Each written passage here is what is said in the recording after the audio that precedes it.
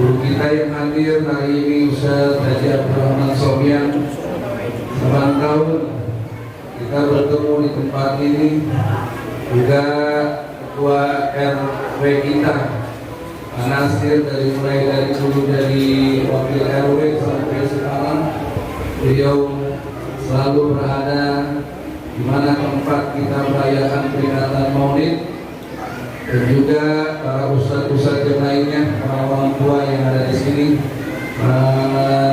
si Dimin ya, alhamdulillah Pak Guru panggilan ini, baru orangnya paling dekat sama masjid.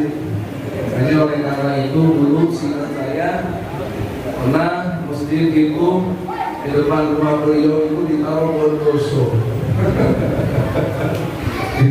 Kampingin bondoso, orang pada protes, Ustaz, itu burung batang jangan taruh di situ kelihatan. Dan apa? Orang paling seliwer lihat bondoso iseng kalau dulu masjid kita masih sederhana, tapi alhamdulillah sekarang itu masjid kita udah keren. Kalau masjidnya keren, bukan masjid yang keren, padahalnya masyarakatnya yang keren. Masjid itu adalah warna daripada masyarakat itu sendiri. Kalau masjid musholanya keren, rapi, bagus, berarti masyarakatnya peduli sama ibadah. Kalau masjid musholanya jelek, berarti warganya itu tataan daripada rohaninya kurang stabil. Maka oleh sebab itu, alhamdulillah wa syukurillah, masjid kita bagus. Ini mushola kita juga bukan bagus. Akan tetapi yang hebatnya lagi, kenapa musholanya ini bagus? Karena artinya yang sudah bagus. Musholanya berantakan, tetapi dia mudah. Dulu musholanya berantakan di almarhum dari Ruslan, penting mudah. Apapun kegiatan yang penting maulid gak pernah Anda dilaksanakan. Kan ada orang dan apa sih sudah berantakan gitu. Tapi disinilah tanaman kejiwaan yang begitu dalam, sehingga kejiwaan yang begitu dalam ini, keimanan yang teguh ini menjabarkan dari semua bangunan-bangunan yang ada itu menunjukkan dari iman. Kalau iman udah mantap, masya Allah, biar duit banyak bakalan terbentuk bangunan yang indah. Kenapa? Bakil-bakil semua orangnya, pelit-pelit semua orangnya. Makanya negeri kita Indonesia ini, ketika negeri kita ini memproklamirkan kemerdekaannya, lagu Indonesia yang diciptakan oleh W.R. Supratman itu, di dalam lagu itu tulisan baitnya bunyinya, bangunlah jiwanya, bangunlah badan. Ini lagu dinyanyiin di mana aja, di sekolah-sekolah, di tempat DPR bersidang, di istana negara. Itu sebenarnya lagu mengajarkan kita lewat para leluhur kita, adalah ditanamkan kita bukan sekedar dinyanyiin, akan tetapi kudu diingat maknanya yang begitu dalam. Bangunlah jiwanya, bangunlah badan. Kalau yang mau dibangun itu jangan badan dulu. Siapa yang kasih nasihat? Pahlawan yang kasih nasihat. Yang kasih nasihat itu pahlawan. Bukan badan dulu yang dibangun, tapi jiwa dulu yang dibangun. Kalau jiwanya udah tertata rapi, keimanannya sudah bagus, tumbuh dengan iman yang bagus, itu akhlakul karimah. Bagaimana orang mau berakhlak baik kalau imannya nggak mantap kepada Allah? Karena yang ngajarin orang punya akhlak itu adalah iman kita kepada Allah Subhanahu. Oleh karenanya saudara hadirin sekalian, nggak usah merujuk kepada yang lain. Lagu Indonesia Raya kalau dimaknai dengan baik dan diamalkan, insya Allah segala apa yang ada sudah tertata dengan lagu. Cuma sekarang lagu Indonesia Raya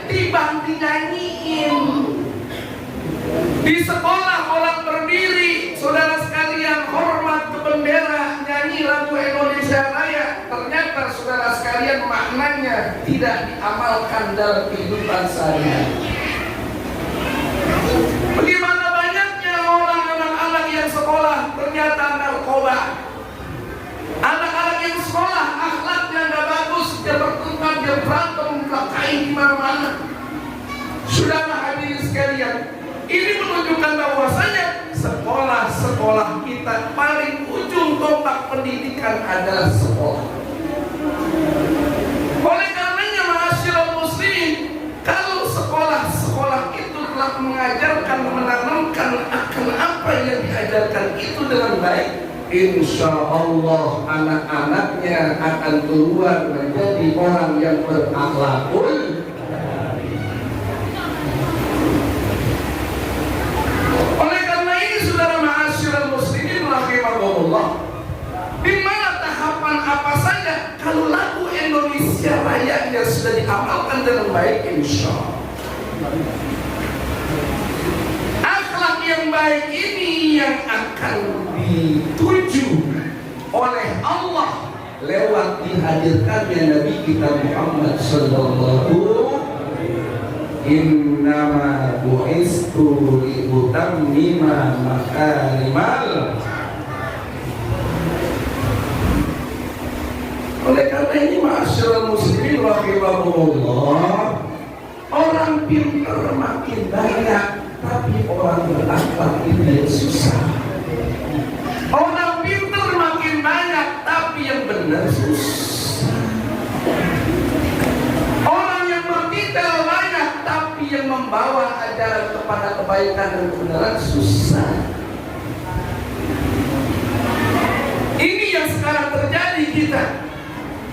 Makanya oleh sebab itu saudara hadirin sekalian, kalau mau mencari akan orang-orang pandai nggak sulit kita lihat.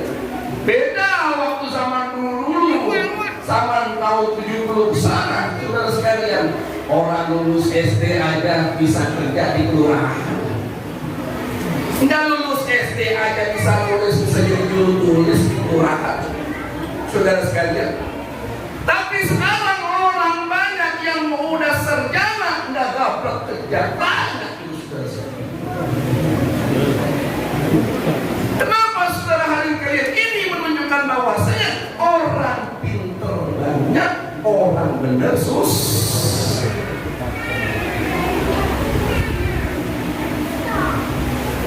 Oleh sebab ini saudara, Allah Subhanahu wa ta'ala utus Nabi siapa? Muhammad Rasulullah sallallahu. Diutus nabinya saudara hadirin sekalian untuk membawa dan menunjukkan kepada kebenaran. Dan Allah Subhanahu wa ta'ala firmankan dalam Al-Quran, laqad kana lakum fi rasulillahi uswatun hasanah. Oh nggak ada suaranya. Ibu yang ngirim saya, betul ya Pak? Bu, Pak, apa di depan mata saya juga orang ngomong, udah kayak ikan bandeng digoreng, ngomong. Kalau menyebut Allah kira-kira ada pahalanya? Ada. Saya sebenarnya ini tadinya takut mau datang karena kemarin badan saya nggak sehat. Habis divaksin saya vaksin kedua, saya bukan takut ini karena kondisi badan orang lain-lain. Ya, malamnya saya pulang dari Puncak, udah malam jam 12. Jam 12 itu juga pulang lantaran besok mau vaksin yang kedua. Tidur jam 1. Jam 1 tidur, jam 4 udah bangun. Kalau kita punya santri, kita mau imamin subuh. Jam 4 kita udah bangun. Habis jam 4 bangun kita ada tidur lagi. Akhirnya saudara sekalian, Pas saya dicek tensi darah saya itu tinggi, di bawahnya 100. Dia bilang, Pak Haji, emang punya cerita darah tinggi? Nah, saya darah saya tinggi, kalau mungkin tukang gajian Sabtu, bayar material, belum jadi loh, duit masih sedikit, nggak cukup, darah saya bayar. Ya Allah, boleh pikiran tuh, boleh jadi. Akhirnya kata itu yang periksa darah, dia Pak Haji, sekarang nggak apa-apa dah, ntar periksa aja di dokter ya, sekarang boleh lanjut. Karena saya nggak punya riwayat darah tinggi karena sebab kurang tidur saja. Disuntik saya, ya Allah, saya relakan tanganku disuntik sama seseorang perempuan yang cantik, saya lihat kamu ditutupi masker. Akhirnya tuh kata dokternya bilang, iya Pak Haji, kayaknya dia agak terasa dikit, kata gitu. Padahal yang biasa vaksin saya, ya yang biasa vaksin saya, dia bilang terasa. Akhirnya mudah-mudahan nggak apa-apa katanya. Pulang saya nggak bisa diem orangnya. Pas dari sini ke Ciseeng, nyupurin kambing. Kambing bulunya udah panjang-panjang. Saya potongin bulu kambing karena punya kambing banyak, punya anak. Akhirnya kan itu ilmu kambing domba. Kalau kagak dicukur bulunya, badannya akan hilang. Baru tahu? Kalau dicukur bulunya, badannya akan besar. Makanannya itu lari ke badan. Kalau bulunya saja dilebatin, selain jadi nanti punya kutu, punya segala macam, itu badannya jadi kecil. Hanya kalau punya bulu kurir-kurir.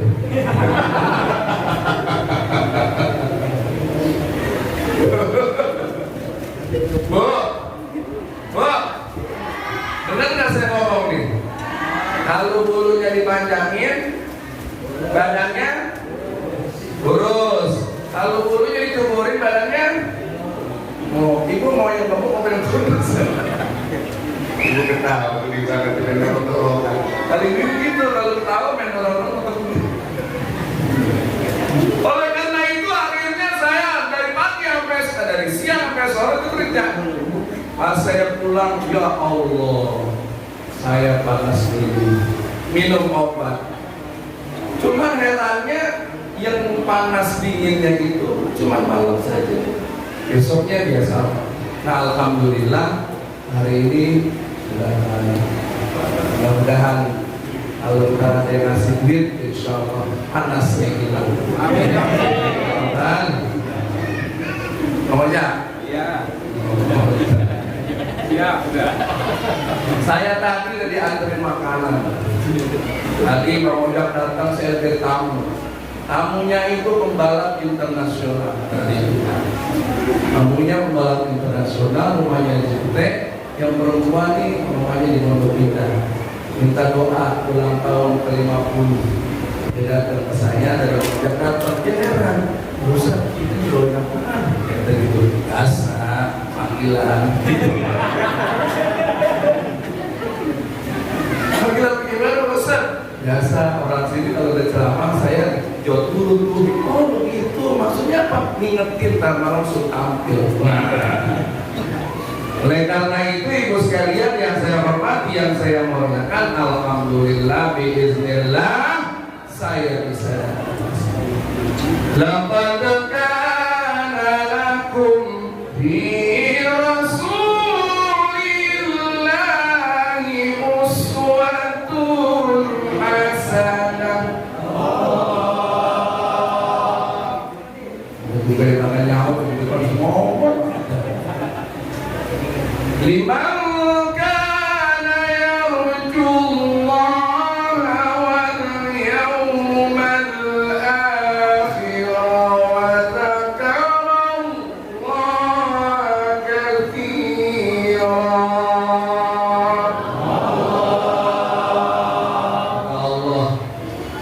kana lakum fi Rasulillahi uswatun hasanah.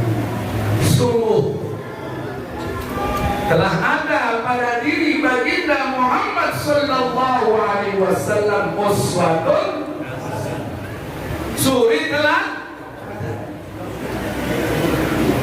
Hari ini Bapak Saudara sekalian beruntung mengundang malam ini beruntung. Saya bawa Ustaz tinggal lama di Mekah.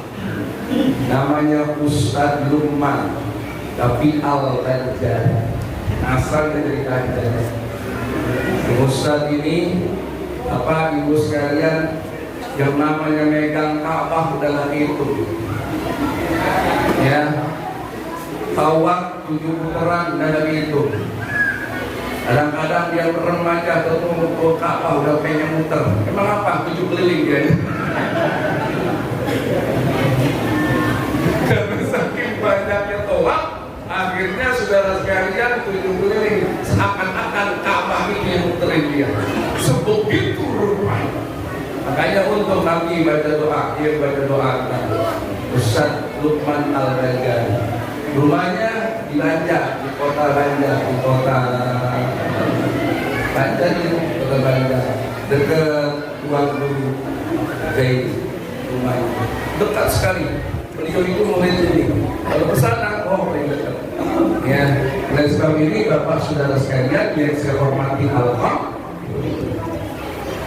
Oleh sebab ini saudara sekalian yang saya hormati, yang saya muliakan, Allah utus Nabi-Nya Muhammad sallallahu alaihi wasallam selain untuk menyampaikan risalahnya Allah Subhanahu wa taala, selain itu menjadi uswatun hasanah.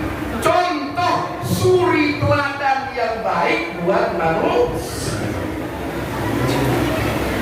Maka saudara hadirin mahasyiral muslimin, ini Allah tunjuk nabinya dari jenis manusia untuk menjadi contoh teladan buat manusia. Dari sini Allah Subhanahu wa taala Maha adil dan bijaksana. Mana adilnya, mana bijaksananya? Bijaksananya Allah itu mengambil Muhammad Rasulullah dari jenis manusia sebagai contoh untuk manusia. Bijaksana enggak? Bijaksana enggak? Adil enggak? Adil enggak? Jangan orang bilang begini, ngapain dari nyari mau nyontoh Muhammad? Ya kan manusia juga, sama kita. Tuh bayangin, lemes banget tuh.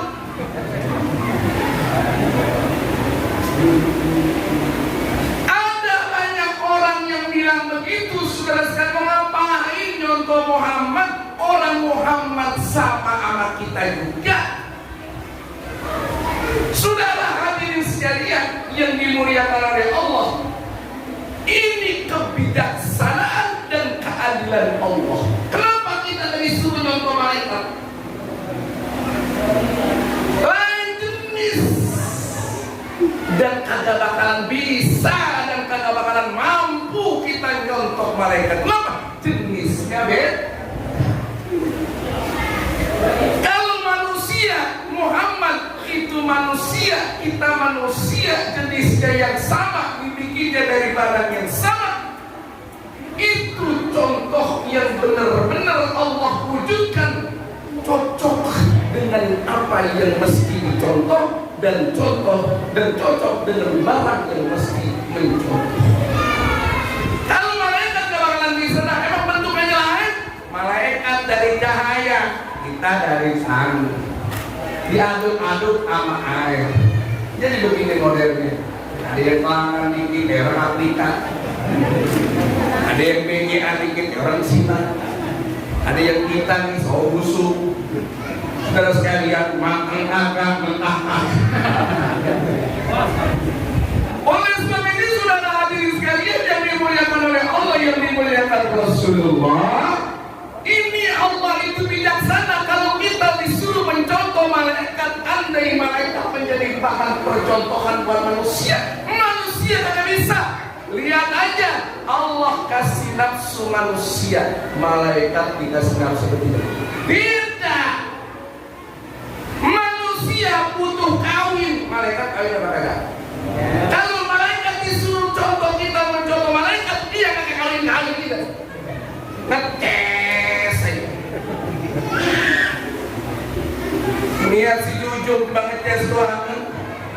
Emang apa? Nggak boleh kita kawin, apa? Percontohannya tuh malaikat nggak kawin, kita nggak boleh kawin. La haula wa la quwata illa billah. Manusia butuh makan, malaikat nggak butuh makan. Kalau malaikat yang menjadi contoh, kita mungkin nggak butuh, nggak boleh makan.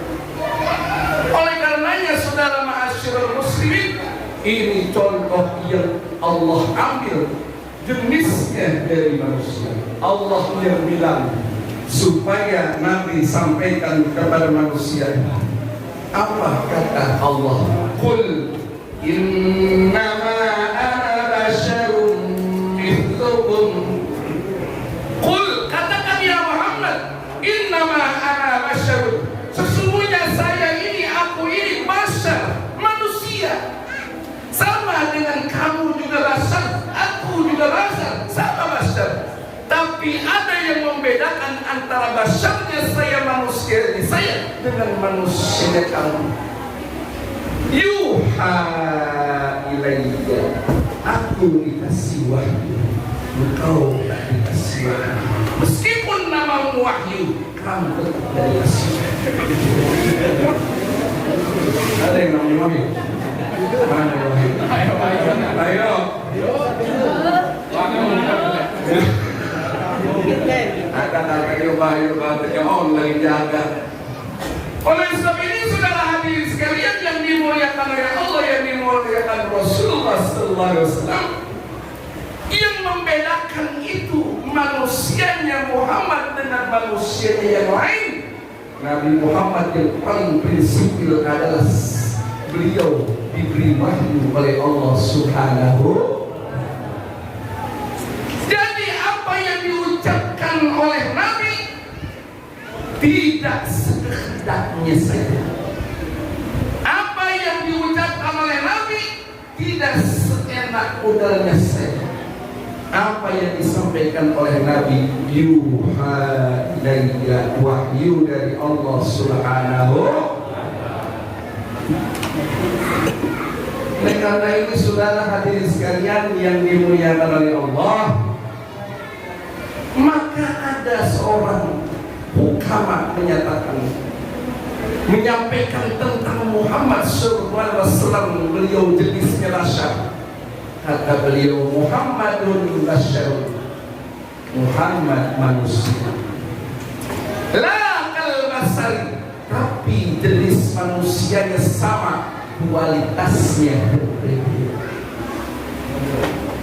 Jenisnya sama manusia, tapi kualitas manusianya yang berbeda. Seperti apa diibaratkan? Bal huwa yaqutun wan nasu kal hajari. Ibarat Nabi Muhammad itu adalah jenis batu.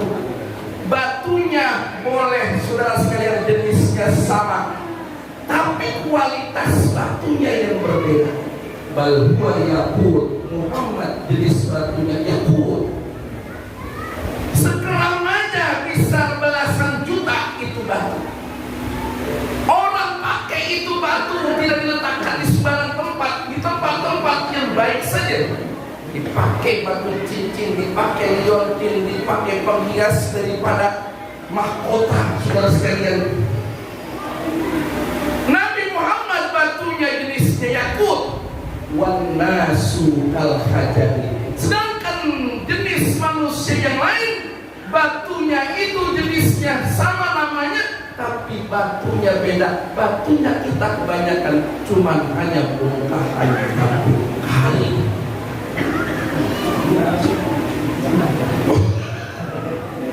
Saudara, batu kali berharga tidak?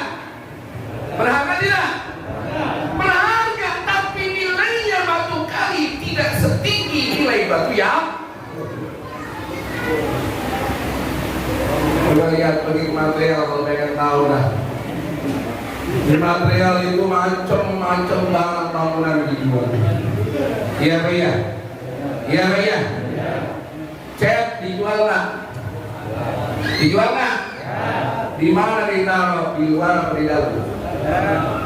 Tapi cat, apalagi cat-cat yang mahal-mahal saudara sekalian, yang ditaruh di dalam. Semen dijual nggak? Ditaruhnya di luar apa di dalam? Bungkus roti. Semen, apalagi semennya tinggal dikit, orang sini bilang semennya. Kalau orang Tegal tahu semen. Sopo ya semen? Ya, semen itu di dalam paku, harganya nggak mahal paku, tapi di material ditaruhnya di dalam. Coba kalian lihat, kita lihat di material batu kali ditaruh di dalam dibungkusin apa ditaruh di luar di ablagi? Masya Allah. Aja dari sini oh ada apa? Itu batu diketakin aja luar. Mau sedang goblok. Menunjukkan batu sama amplas aja taruhnya beda. Padahal amplas juga murah, tapi di dalam ditaruhnya. Batu dicomromin aja dari luar. Saudara sekalian, ma'asyarul muslimin, itu batu kali. Walaupun saudara sekalian ada manfaatnya, tapi manfaatnya itu yang paling rendah dan paling dasar. Oleh karenanya Muhammad Rasulullah SAW itu batu diumpamakan sama dengan namanya batunya kita, tapi jenis batunya yang berbeda. Beliau yaqul wan nasu kal hajar, manusia yang lain cuma hanya bongkahan batu kal. Tapi insyaallah walaupun batunya batu kali, yang penting ibadah kepada Allah. Yang penting ibadah kepada Allah. Laksanain perintah-perintah Allah, laksanain perintah-perintah Rasul. Itu batu yang rendah akan naik menjadi batu yang tinggi di hadapan Allah Subhanahu. Karena ini Bapak Saudara hadirin sekalian yang dimuliakan oleh Allah, yang dimuliakan Rasulullah Sallallahu Alaihi Wasallam. Karena peringatan Maulid Nabi kita Muhammad Sallallahu Alaihi Wasallam yang tadi disampaikan oleh Ustaz Qadrawi, tak pernah ini masjid, ini musola nggak ngadain. Setiap tanggal 8 malam tanggal 9 itu kalau berbenturan bisa mundur sehari, bisa maju sehari, udah bertuah dari orang-orang tua. Saya ingat betul kalau ada di sini itu bukan main orang-orang tua. Di antaranya yang ceramah Ustaz Arsyad.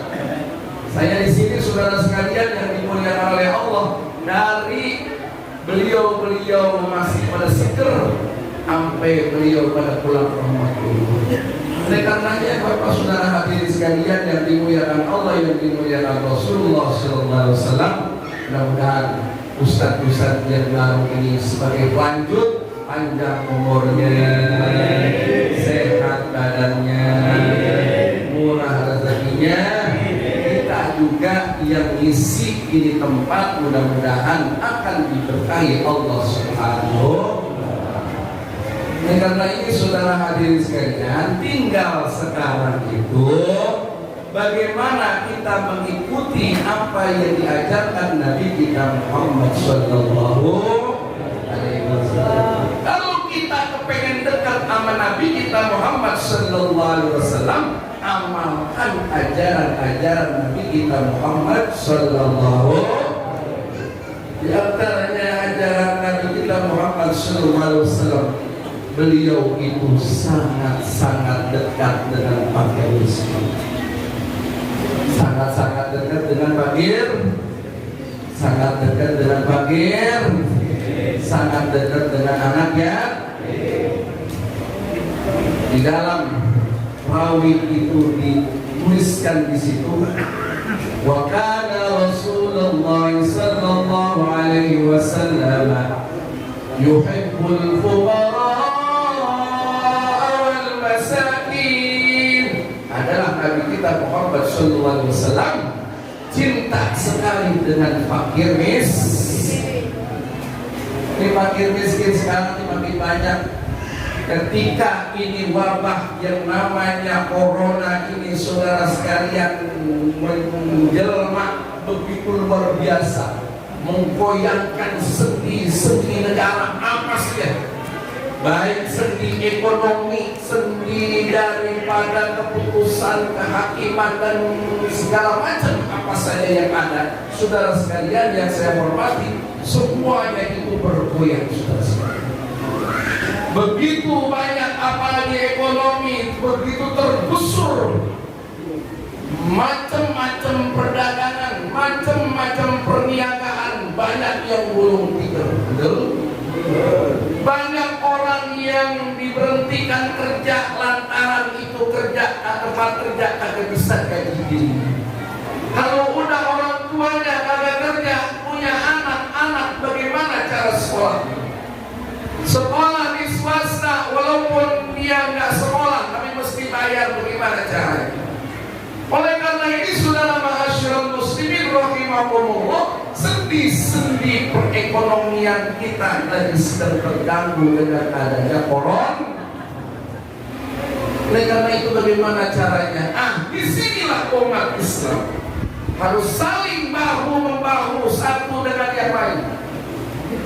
Saya buka sekolah, saya bilang kepada kepala sekolah, jangan ditaikin bayar.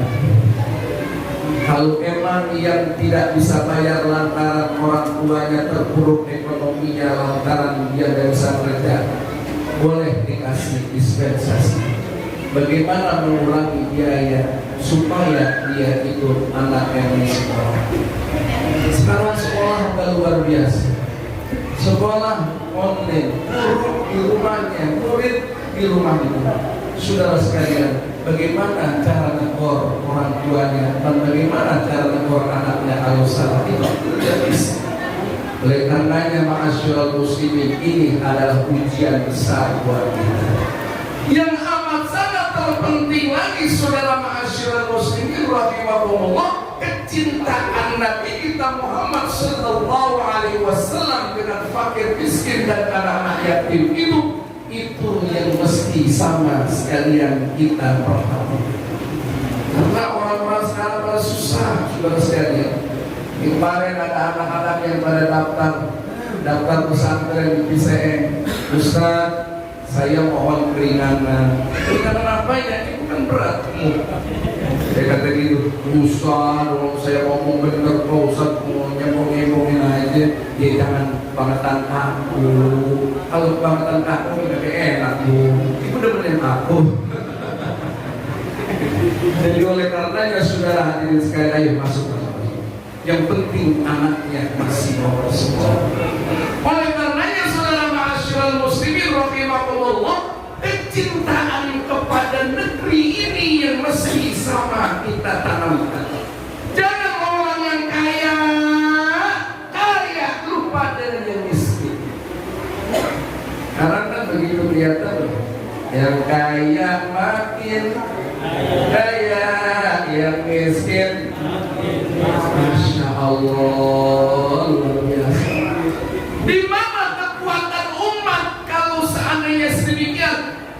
Maka saudara ma'asyiral muslimin, ada orang yang tanya, Ustaz, saya nggak punya uang uang pangkal. Emang saya pakai uang pangkal? Enggak pakai uang pangkal.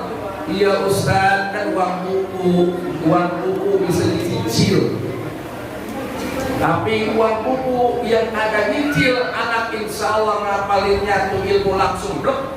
Kalau dicicil juga di rumah sudah. Karena ini, saudara hadirin ma'asyiral muslimin, di persatuan umat.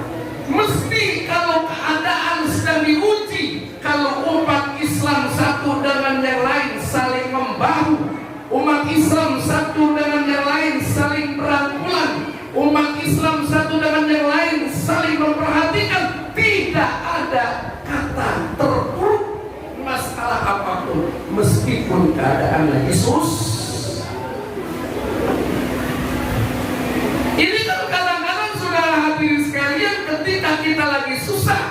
yang lain merasa bahwasanya saya kalau diikutin sama mereka harus mikirin model kayak mereka, saya menjadi susah. Ini yang tentunya saudara hadirin sekalian yang luar biasa. Kalau umat Islam satu dengan yang lain yang diajarkan oleh Allah Subhanahu wa taala, al-muslim akhul muslim, al-bunyan yasuddu ba'dahu. Muslim satu dengan yang lain seperti satu tubuh, yang satu dengan yang lain saling menguatkan. Maka oleh sebab ini saudara hadirin sekalian, ketika saya memperingati Maulid, saya sampaikan seperti itu, harus tolong-menolong. Ke ibu-ibu saya sampaikan, ini orang Islam satu yang lain harus saling tolong-menolong. Yang susah harus ditolong dengan yang tidak susah. Bagaimana caranya? Ada ibu-ibu yang bilang, Pak Ustaz, ada apa? Saya susah Pak Ustaz. Kenapa? Anak saya anak sekolah Pak Ustaz. Kenapa?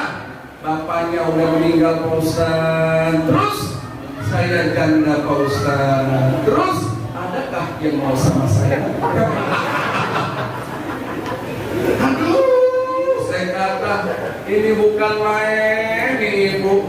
Ibu mau menghilangkan kesulitan, iya. Tapi kalau saya dikasih sebulan sekali, saudara sekalian, kata pagi ya Pak Ustadz, saya masih belum merasa senang. Kenapa? Mungkin dia ngasih hari ini, besok tidak. Tapi kalau dia jadi suami saya, mau gak mau punya kewajiban. Oh pinter juga dia, saya bilang. Ya Allah, mudah-mudahan ada datang jodohnya. Iya Pak Ustadz, doain Pak Ustadz. Iya, ibu Roma-Romanya kelihatan banyak seperti juga sih. Kalau mau dari ada pendamping, mudah-mudahan insyaallah ta'ala. Oleh karenanya saudara hadirin sekalian yang saya hormati, makanya Rasulullah SAW yuhibbul fuqara, cinta dengan fakir miskin. Bagaimana kecintaan Nabi Muhammad dengan fakir miskin? Tidak dibuat-buat. Kecintaannya dengan kecintaan yang tulus, kecintaannya dengan kecintaan yang sungguh-sungguh. Seorang pemimpin yang hidupnya sangat dekat dengan fakir. Wa yajlisu ma'hum, Nabi suka duduk-duduk dengan fakir miskin.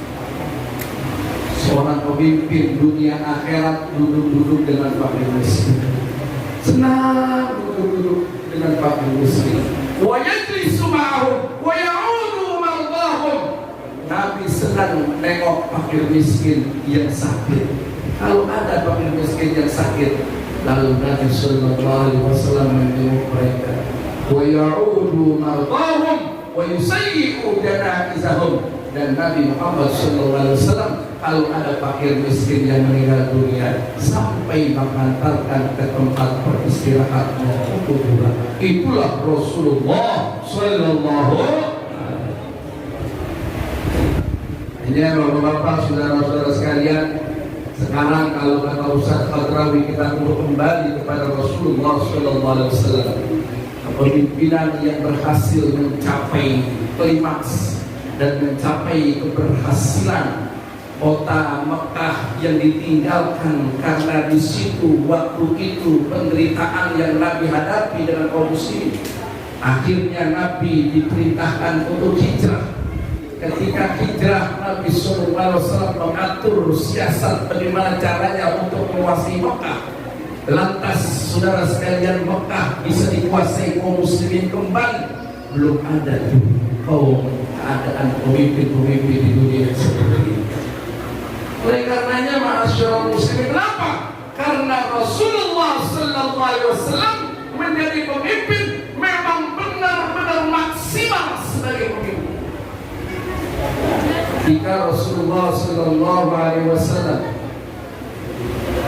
dilarang oleh pamannya Abu Jahal, Abu Lahab, ketika Nabi menyebarkan agama secara sirri, sembunyi, kecium Buddha, gelagat pengikut Nabi.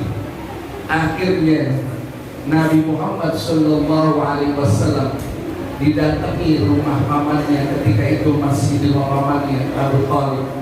oleh Abu Jahal, Abu Lahab, pemimpin-pemimpin Quraisy yang begitu berpengaruh saat itu. Nabi masih muda, belum berumah tangga.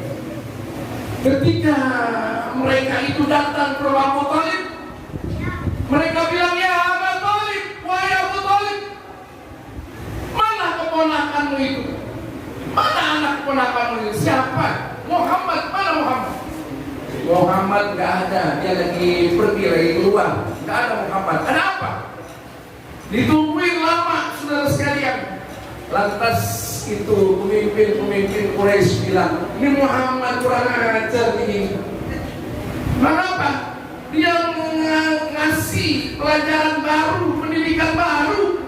Dia suruh sembah Tuhannya yang lain, tidak sembah Tuhan kita. Lata, Uzza, Hubal, Manat, patung-patung yang ada itu disuruh untuk sembah kepada Tuhannya yang namanya Allah. Mana Muhammad? Saya mau bilang sama dia, tidak ada Muhammad. Sampaikan salam Muhammad. Mau apa dia? Supaya berhenti untuk nyari agama Islam. Masya Allah. Lalu saya gituin tuh, bukan main depir. Sudahlah hadirin sekalian, ketika Nabi Muhammad Sallallahu Alaihi Wasallam disampaikan itu, apa Muhammad itu? Dia mau kedudukan, kami akan angkat dia jadi orang yang paling tinggi kedudukannya di tengah-tengah kami, usul Quraisy. Dia mau harta, kita akan kumpulkan harta dia menjadi orang paling kaya di Mekah ini. Dia mau perempuan mana yang paling cantik di Mekah ini, saya akan datangkan dan saya akan kawinkan. Masya Allah, tidak tak harta, tahta, wanita. Nabi Muhammad pulang, kucingnya bilang, mat, Jeng, rumah mana sih? Mat, ya Ami, tadi ada apa ya Ami? Hari itu Abu Jahal, Abu Lahab datang ke sini. Mengapain ya Ami?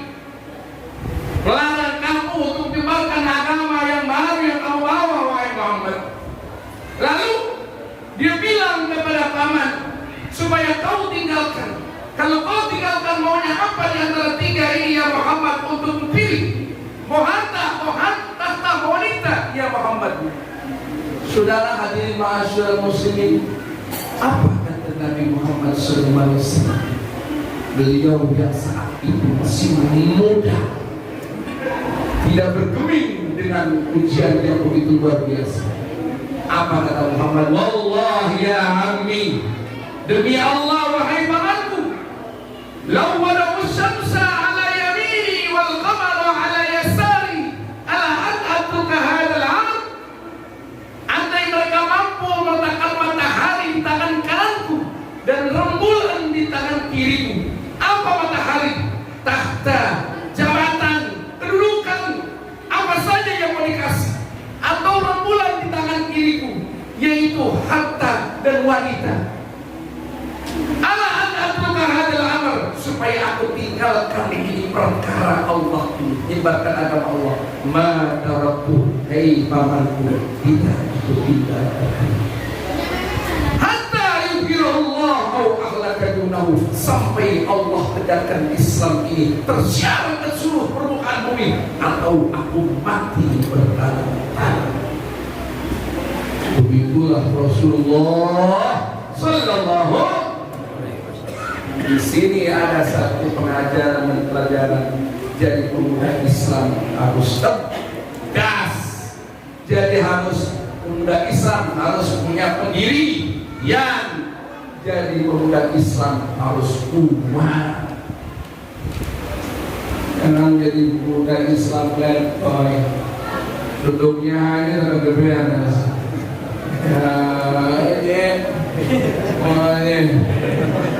Ya, ngomongnya aja selayang seluyung dia. Emangnya anak siapa?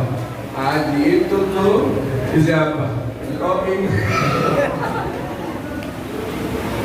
Tuh anak begitu bapaknya, tuh anak itu anak brengsos ini. Udah terpengaruh kemana. Dulu orang-orang enak-enak di pinggir jalan, di pinggir kali, minumnya mumpet. Oleh sebab ini saudara hadirin sekalian yang dimuliakan oleh Allah, anak muda nggak boleh begitu. Lihatlah kepemudaan yang saat itu dialami Nabi kita Muhammad SAW, tidak digunakan dengan waktu yang begitu hebat dengan hal-hal yang tidak ada gunanya. Mana ada Nabi Muhammad SAW berpenampilan atau berkelakuan yang tidak punya guna? Saudara, kalau Nabi kita saja sangat muda seperti itu, kita sebagai umat Islam kalau jadi pemuda harus kita punya kelakuan seperti yang dicontohkan Nabi kita Muhammad SAW. Ini masa muda ini bakal ditanya nih nanti. Jangan dikira masa muda kita lewat begitu aja. Nabi kita disampaikan oleh Nabi la yadalu pada ma'abdin hatta yus'ala an arba'ati khisal. Nanti kita di depan Allah ditanya di masa nanti dihisab kita, ya, ditanya 4 masalah, ya, an umrihi bima abna, umurnya buat apa, wa an syababihi bima abla, ini masa mudanya untuk apa nih? Masa muda itu kan cuma sebentar. Masa muda cuma sebentar. Mulai 17 tahun, 15 tahun sampai 40 tahun itu masa muda. Setelah 40 tahun mulai masuk masa pensiun. Masa tua. Masa tua itu awal masa tua 40 tahun. Kemudian masa tua kedua 50 tahun. Kalau udah 50 tahun orang itu udah mulai tumbuh penyakit. Satu penyakitan pertama adalah kaki sebagai sokong kehidupan. Mulai bermasalah asam urat.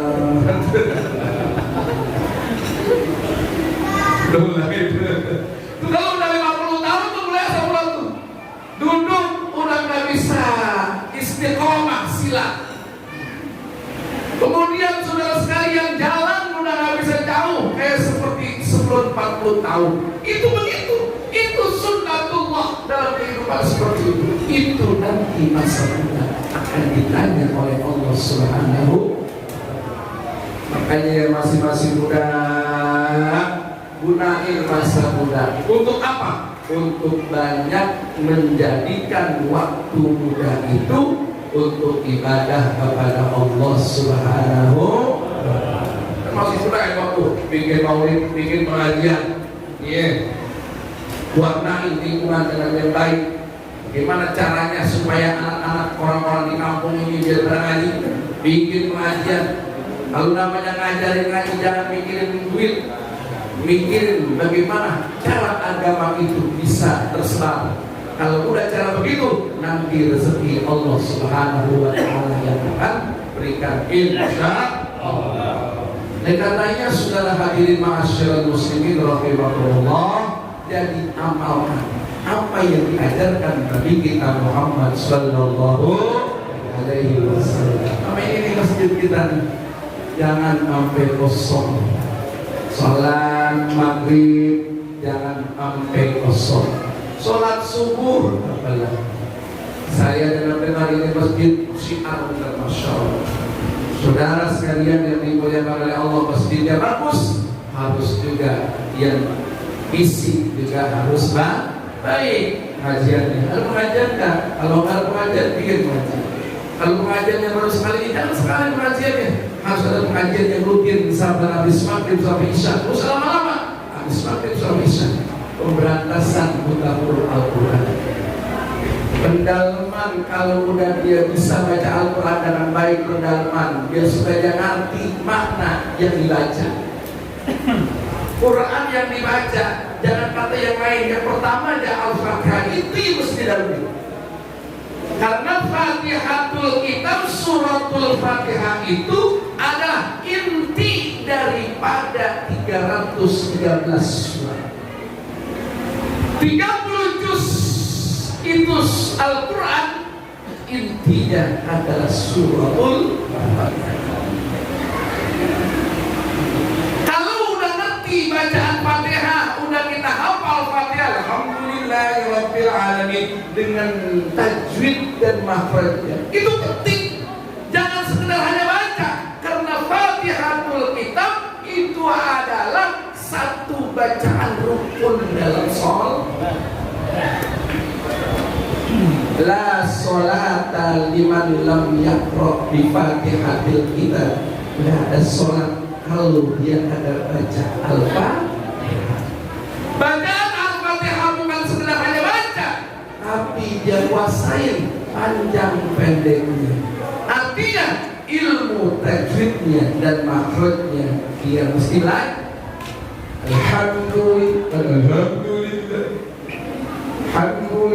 Alhamdulillah. Mesti belajar itu. Belajar bukan hanya dengar saja, tapi benar-benar dia lihat dengan matanya tulisannya kayak seperti apa. Alhamdulillah tulisannya kayak seperti apa. Buat siapa itu? Buat yang muda-muda. Kalau buat yang tua-tua sekedar melunturkan daripada nuntut ilmunya. Kenapa? Karena dialek yang udah terbentuk pada diri udah nggak bisa lagi berubah. Iya iya. Alhamdulillahirabbil alamin. Misalnya nih, dia udah tua, udah susah. Kalau udah susah seperti itu, apa mesti ditutup untuk memperbaiki pasokannya? Nggak bisa. Udah terbentuk terjadi seperti itu. Lihat pohon yang baru tumbuh, yang bisa dibonsai itu adalah yang baru muncul itu ke permukaan. Itu juga dibonsai, bukan ditekuk saja, tapi dikasih olehnya kawat, sehingga kawat itu melilit dia supaya membentuk, supaya bagaimana model yang kita mau. Tidak sehari dua hari, bahkan bulanan itu baru jadi. Begitu juga suara Quran yang keluar, saudara sekalian. Kalau emang sudah terbentuk, ibu-ibu, bapak-bapak sudah terbentuk, tidak bisa lagi berubah. Selesai sudah tugasnya. Yang tugas utama adalah melunturkan ilmunya saja. Oh begitu. Alhamdulillahirabbil alamin. Tapi masih banyak alhamdulillah. Kenapa? Itu yang dimaksud adalah alhamdulillah. Cuma udah terbentuk kayak begitu, tidak ada berdosa. Makanya kalau kita masih baru, ya jadi hawalihahna minal muhnimuhahawaliha bobo-bobo-bobo waladoli. Ya. Jadi hawalihahna minal muhnimuhahawaliha. Quran mesti dibaca secara benar. Karena salah dia baca hurufnya, suaranya berbeda, maka berbeda juga akan artinya. Siapa yang harus nonton itu? Yang mudah-mudahan. Kalau udah bisa baca itu, alhamdulillahirabbil alamin. Pantas jadi imam yang hebat. Saudara ibadah, suaranya bagus, anak yang begitu juga. Ar-Rahmanir-Rahim, Maliki Yaumiddin, Iyyaka na'budu wa iyyaka nasta'in, waladdallin. Amin. Wah, saya nak menolongin. Ya. Tapi setelah itu dia cukup itu. Maknanya mesti alhamdulillah, as-salamu. Apa artinya as-salam?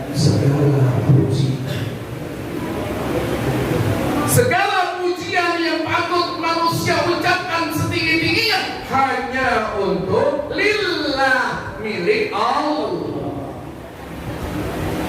Milik Allah.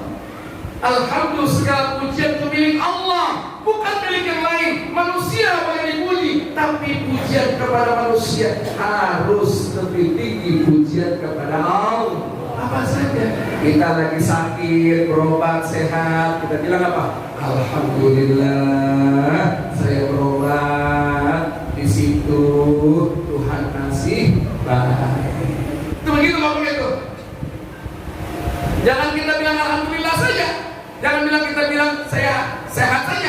dengan berobat di situ, tapi kita perlu nyebut alhamdulillah. Nenek-nenek jalan di pinggir jalan, lagi namanya nenek-nenek jalan jam 2 aja pegangan. Kalau nenek-nenek jalan selayang, selunjung, selayang, selunjung. Ada motor mepet banget nenek-nenek. Tuh nenek-nenek hampir kesabet semua. Bagus ada anak muda yang cakep, yang keren, saudara sekalian. Dengan sigap itu anak muda ambil itu nenek-nenek sampai nusuk berduaan. Nenek-nenek itu jatuh, cuma jatuhnya di atas badan anak muda yang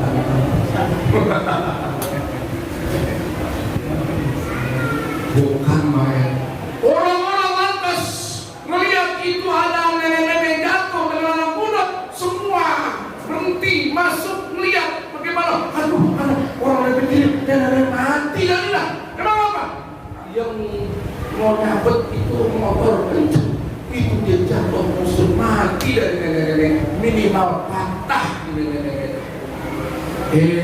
Pas udah begitu ditemuin tuh nenek-nenek rame-rame, itu nenek-nenek bangun. Pas nenek ngomong apa? Nenek patah, dia sakit enggak?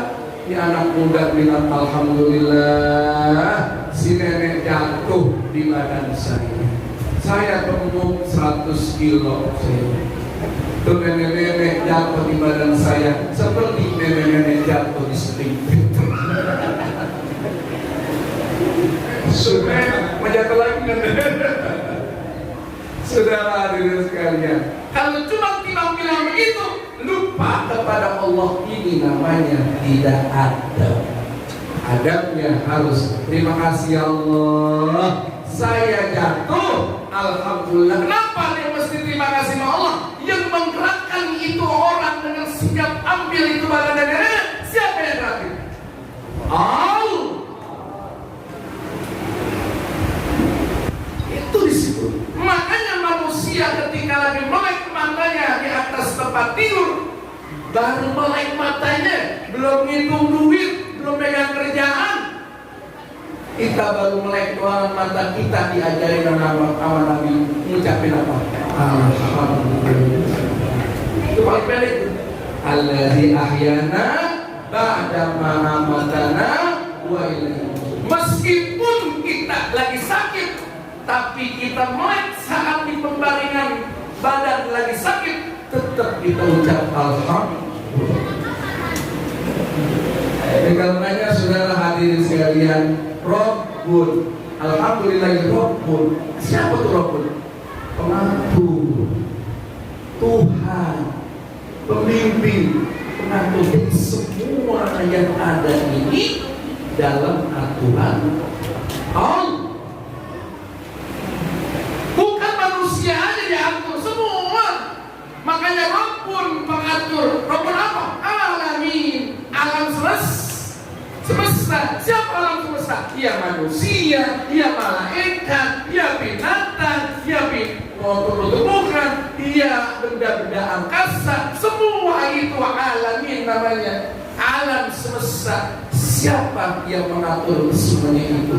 Allah. Belum lagi Ar-Rahman Ar-Rahim. Ar-Rahman di mana? Ar-Rahimnya di mana? Itu mesti orang Islam paham. Kalau kita baca Al-Fatihah, bukan sekedar hanya baca, tapi kita bisa merenungkan dan masuk ke dalam Al-Quran, arti dalam tentang suratul. Mudah-mudahan insyaallah dalam kita maulid Nabi habis 10 dan ngaji kita tambah rajin. Al-Quran ini dibuka, di Quran. Ya, Fatihah dari mulai Fatihah dibuka lagi. Kemudian surah-surah pendek yang saya suka baca-baca, apa sih artinya sebenarnya? Kalau sebelum kita itu apa sih? Ya, intinya di situ. Asbabul nuzulnya seperti apa sih? Itu apa sih di dalam itu? Sampai itu falak, qul huwallahu ahad, qul a'udzu birabbil falaq, qul a'udzu birabbin nas, itu derajatnya sama dengan satu Al-Quran yang kita baca. jadi oleh karena ini, saudara hadirin sekalian, mudah-mudahan kalau ada maulid kemudian diikuti dengan majelisnya yang kembali dihidupkan, insya Allah maulid itu ada kesempurnaan. Maka mudah-mudahan urusan maulid yang kita selenggarakan malam ini, semua yang berjibaku, yang memberikan hartanya, yang memberikan tenaganya, yang memberikan ilmunya, insya Allah Allah akan berikan pahala yang sebesar-besarnya. Dan nanti syafaatul uzma di yaumil qiyamah kita akan terima dari kanjeng Nabi kita Muhammad sallallahu alaihi wasallam. Al-Fatihah. A'udzu billahi minasyaitonir rajim. Bismillahirrahmanirrahim. Alhamdulillahi rabbil alamin. Ar-Rahmanir Rahim. Maliki yaumiddin. Iyyaka na'budu wa iyyaka nasta'in. Ihdinas siratal mustaqim. Siratal ladzina an'amta 'alaihim ghairil maghdubi 'alaihim waladdallin. Bapak Ibu, saya di Cisedeng ada yang mau memberikan tanah. Tanah di Cisedeng itu sudah 1,5 hektar buat anak-anak. Nah, ada yang di sampingnya sekali itu rencana pengen bangun masjid. Dia bilang, Pak Ustadz, ini saya kasih sana 1 petak buat pelebaran masjid nantinya. Cuma Pak Ustadz mesti dibayarin. Maka dikasih bayarin katanya 1 meternya 350.000. Tanahnya ada, halaman itu ada 1000 meter. Jadi oleh karena ini Bapak saudara sekalian yang saya hormati, saya mengajak kepada Bapak-Bapak sekalian nanti untuk ikut berwakaf. Berapa hajatah yang Bapak sekalian punya hari ini, Bapak sekalian ikut berwakaf di tempat pesantren yatim dan duafa As-Sa'adah Cisedeng. Insya Allah saya dengar apa yang disampaikan oleh Al-Marhum Al-Makrullah Bapak Kiai Haji Abdullah Syafi'i ketika bangun Masjid Al-Baqarah. Beliau bangun Masjid Al-Baqarah itu hebat, luar biasa. Saat itu nilainya sapi, karena sekarang tuh Masjid Al-Baqarah kayak istana kelihatan dari video itu biaya mahal. Kata dia sapi, jangan sampai ketinggalan walaupun cuma 1 paku nempelnya. Nyumbang nggak perlu banyak, yang penting kalau kita lagi ada sedikit kasih sedikit, kalau lagi ada banyak kita kasih. Kira-kira mau Bapak, Ibu-ibu, saudara-saudara mau nggak saya ajak? Mau. Ya, kira-kira mau nggak saya ajak? Kalau yang ada bawa uang silahkan, tapi yang kagak bawa uang doain. Kalau nggak bawa uang doain, ya Allah, saya berdoa biar supaya itu tanah cepat terangkat. Dan kalau saya punya uang nanti mudah-mudahan saya menyusul. Ya, oleh sebab ini Bapak saudara sekalian, tolong minta bantuan kepada panitia untuk menjaring daripada bapak ibu-ibu sekalian yang mau bantu. Silakan, dan kita baca salawat Nabi kita Muhammad sallallahu alaihi wasallam. Salatullah salamullah ala taha rasulillah. Salatullah salamullah ala yasin habibillah. Salatullah salamullah ala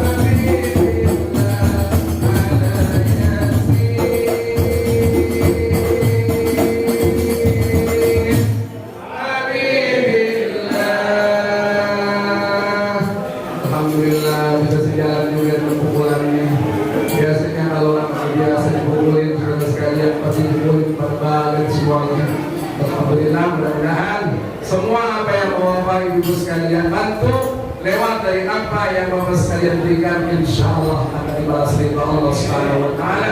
Yang membantu dengan doa, mudah-mudahan Allah Subhanahu wa Ta'ala akan berikan doanya itu didengar Allah Subhanahu wa Ta'ala, sehingga bangunan-bangunan dan tanah yang dibebaskan juga cepat selesai. Amin ya rabbal alamin. Demikian kurang lebihnya, mohon dibukakan pintu maaf. Wassalamualaikum warahmatullahi wabarakatuh.